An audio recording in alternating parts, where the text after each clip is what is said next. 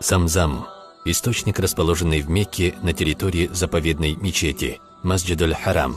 Священный родник играет важную роль в жизни мусульман. В воде Замзам содержится вещество, которое отличает ее от обычной воды. Оно обладает целительным свойством, способствует укреплению клеточной системы организма.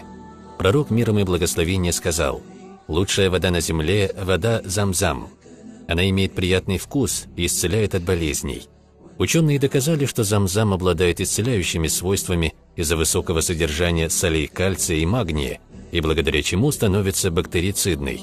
Посланник Аллаха, мир ему и благословение, говорил: «Пьющий воду Замзам получит то, ради чего он ее пьет». Данный хадис свидетельствует о том, что Замзам обладает исцеляющими свойствами для человека, если человек делает это с искренним намерением восполнения своей нужды, будь то физической или душевной, обретение спокойствия и избавления от тревоги. Аллах восполнит эти